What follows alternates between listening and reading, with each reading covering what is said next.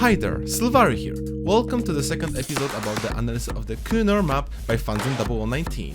In this episode, we will focus on the second part of the map, which is called Fire. Enjoy the video. Despite this part being very short, there are a few things that you have to keep in mind while playing it. The slider is starting at 1, and the rest of the objects are just circles.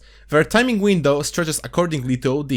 Slider leniency doesn't work here, even if it seems like every single circle is the slider head. These two circles are placed on the same tick. The best thing to do here would be to just simply click both circles with both keys, however it is easier said than done.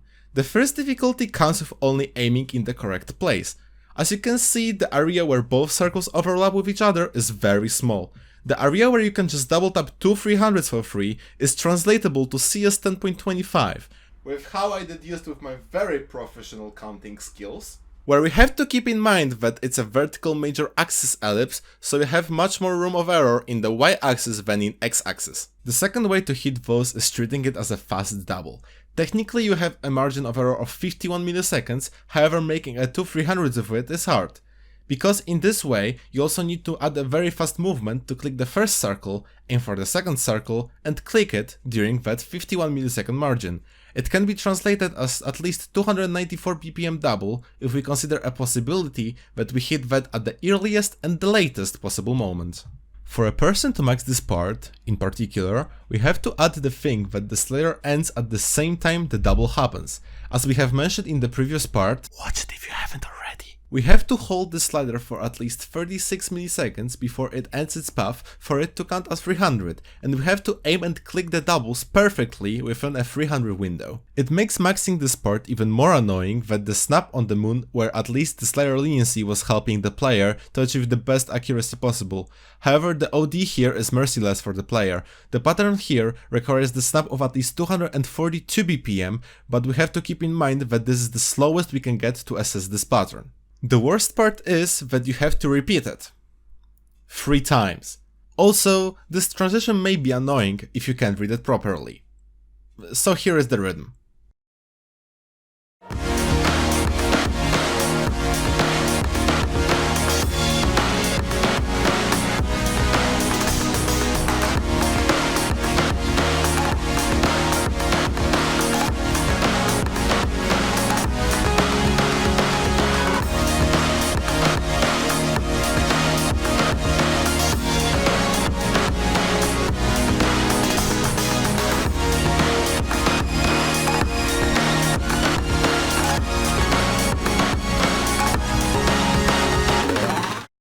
I can convincingly say that this part is the essence of 2B mapping.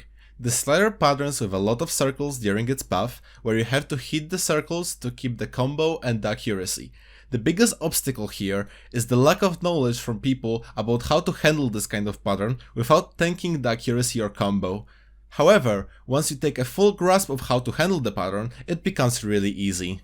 Let me quickly return to basic theory. If you know already how the repeats work, please go to this timestamp. As already mentioned in the previous part, the slider is built from slider head, slider body, and slider tail. However, mappers can make a slider go back to its original path backwards. It's indicated with that symbol on the original scale. It may vary depending on the skin you use, and it's called a repeat. Whenever you are about to approach that on the slider, you must be certain that you hold at least one of your keys the moment the slider starts to repeat. If you fail to hold at least one of the keys, you will slider break, the same way as if you haven't aimed the slider head correctly. You won't receive a miss, however the entire accumulated combo will be lost, so make sure you hold your key down and aim correctly at the repeat. A crucial thing to notice during this part is that every single circle has a common point with the slider ball radius. For most circles it makes no difference, however when it comes to circles that fall at the same tick as the repeat, it's a very important thing. For these exact objects you have to click the common part where the slider ball's radius and the circle's radius overlap with each other. From there you have to proceed with a click of the circle before the repeat occurs, wait for the repeat, and then release your finger from the key. From what I have noticed in plays done by multiple people, there are 2 ways of handling this kind of pattern. This style of clicking is present on most of the plays on that map, and it's the same way as the pure theory goes. During the slider they aim at the overlapping area of the slider ball and the circle, click it before the repeat happens, and release it after the repeat. This style has a major advantage. It's easily understandable for everyone, and it's really easy to start playing this pattern correctly. However, it has one disadvantage. This timing window is quite tight because we have only an early 300 possibility for it to work, so it is automatically way more strict. The second style of clicking this pattern is less common, but is as effective as the first one. It's about clicking the first slider with one finger, operating circles which happen during this slider with your second finger. It has an advantage of less strict timing windows since we can afford the click a late 300 now. However, it's harder to master this technique. Right now I'm gonna show you how both of these look side by side in terms of inputs.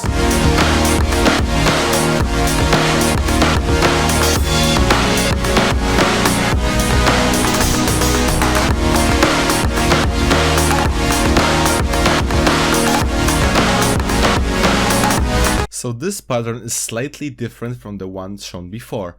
Here you have to know when to aim the repeat to keep the combo. Just for a piece of information, the repeats always happen between the 4 and 5, so you have to click 4, aim and catch the repeat, click 5 and continue with how you would normally play the slider.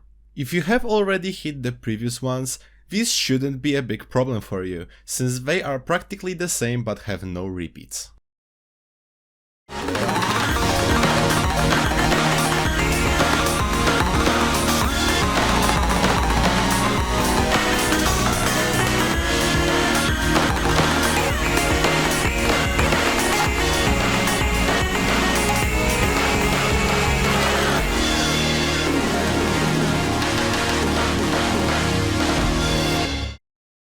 This part uncovers the true nature of this map. Despite being around 20 seconds long, the map is very intense for the entire duration of the time. Some of the patterns don't make it any easier to handle. However, let's discuss them in order of how they appear on the map. This pattern is purely based on aim. The first 3 sliders are impossible to 300. If you don't know why, I explained that in the first episode. From the short green slider, however, it's fully possible to 300 every single slider. The only thing you need to do is to aim correctly at the line throughout the pattern. The objective is to make the slider ball and the slider head of the next slider overlap with each other, and with the principle explained earlier, click at the correct time. This pattern is not the slider stream.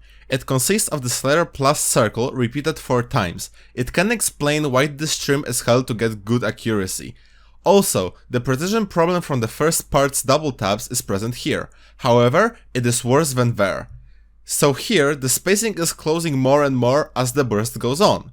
Because of that, the player is either forced to wiggle the burst or start in the very tiny space. It is recommended to wiggle, since the first object right after the stream is placed in a way that after the wiggle it is more comfortable to hit.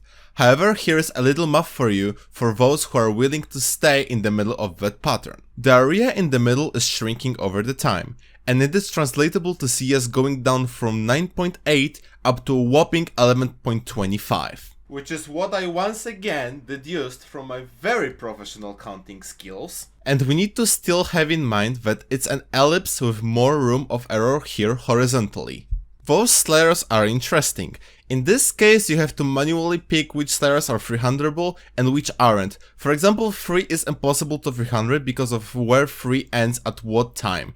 8 is technically hittable, but you would need to hit it late. It all depends on your skill level and how confident you are. Technically this is accessible. I understand that you may have the biggest problem with the ending because 300ing the slider is again really precise, but with a little bit of practice it can be done without any problems.